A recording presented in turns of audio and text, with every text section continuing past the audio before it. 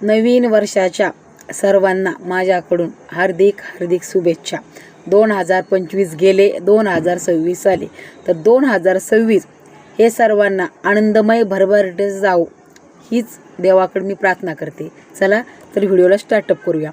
की आता बघा, श्रीमंत, मध्यमवर्गीय आणि गरीब अशा 3 कॅटेगरी आहेत बघा माणसाच्या, आहेत का नाही? श्रीमंत लोकांना त्यांच्याकडे पैसा असून सुद्धा त्याची किंमत त्यांना कळलेली असते, म्हणून ते पैशाची किंमत एवढी करतात आणि आपण सहज म्हणतो मोठे लोक फार चिकट असतात। तिसऱ्या कॅटेगरीत येतं गरीब लोक। गरीब लोकांना सुद्धा एवढं त्याची जाण असते, कारण की मीठ आणि भाकर खाऊन ते लोक झोपलेले असतात। परंतु जे मध्यमवर्गीय लोक असतात ना, त्यांना धड श्रीमंताचं पण हे नसतं आणि गरिबीची पण जाण नसते।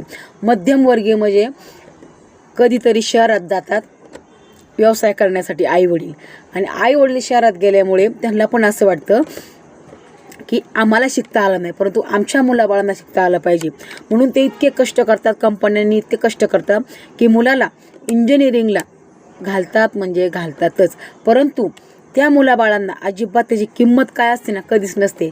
आणि इकडून ते पैसे पाठवतात का नाही, महिन्याला 9-10 हजार रुपये किंवा 4-5 हजार रुपये तरी पाठवतात, परंतु आपल्यासारखे मध्यमवर्गीयची मुलं काय करतात? मित्रांना पार्ट्या दे, अभ्यास तर दूरच, मजा आजा कर, याच्यातच आपण दिवस घालवतो।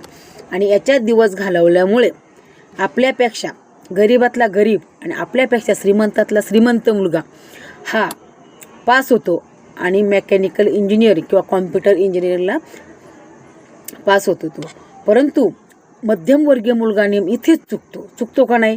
कारण की त्याला जाण नसते आपली आईवडील नेमकी काय करतात, आणि आईवडिलांची आशा एवढीच असते की आम्हाला जे शिकता आलं नाही ते आमच्या मुलाबाळांना शिकता आलं पाहिजे। म्हणून 2025 पर्यंतचा जमाना गेला, परंतु 2026ला सर्व मुलांनी आणि मुलींनी लक्षात ठेवा की मध्यमवर्गीयांची लाईफ ही तुम्हाला दिसती तेवढी सोपी नसती, बरोबर आहे की नाही?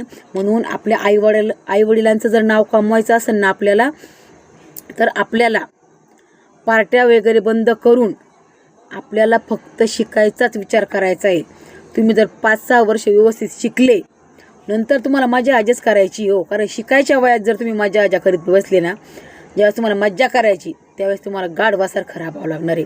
म्हणून आत्ताच्या तरुणाला माझा एवढाच संदेश आहे की मध्यमवर्गीय मुलांनी नेहमी हा विचार करावा की आपले आईबाप कष्ट काय करतात आणि आपली आई आणि आपले वडील कोणत्या परिस्थितीतून बाहेर जात आहेत, बरोबर आहे की नाही? म्हणून श्रीमंतातले श्रीमंत हे मोठे होत चालले आहेत, गरीबातले मुलंसुद्धा इतकी जाण असती त्यांना की ते सुद्धा मोठे होतात, परंतु मध्यमवर्गीयच मुलं का बरं पाठीमागं राहतात?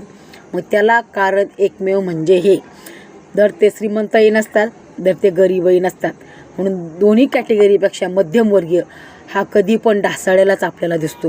म्हणून तरुणांनी नक्की विचार करा आणि पास होऊन बिझनेस स्टार्टअप करायचा विचार करा, कारण की आपल्या आईवडिलांकडे एवढा पैसा नाही की 10 ते 15 लाख रुपये आपण सहज नोकरीसाठी भरू शकू, बरोबर आहे की नाही? म्हणून थोडासा का होईना मित्रांची बराबरी तर कधीच करायची नाही की माझा मित्र एवढा मोठा आहे मग मी याच्यासारखंच पैसे घालवायला पाहिजेत। मग आईवडिलांना आपण धमक्या देतो की नाही की मला हाच जॉब करायचा आहे, मला एवढे पैसेच पाहिजेत, परंतु आपण आईवडिलांची जाणीव ठेवा की ते कोणत्या परिस्थितीतून जात आहेत। थोडासा का होईना, पण बिझनेस जर स्टार्टअप केला ना तर तुम्ही सहज पुढे जॉब करू शकता। तुम्हाला म्हणून तो तुम्ही जॉब भेटणार आहे, पण तो स्वतःच्या हिमतीवरती करा। म्हणून मध्यमवर्गीय मुलांनी आणि मुलींनी कायम लक्षात ठेवा की आपली आईवडिलांची परिस्थिती काय आहे आणि आपल्याला ती परिस्थिती कुठे न्यायची।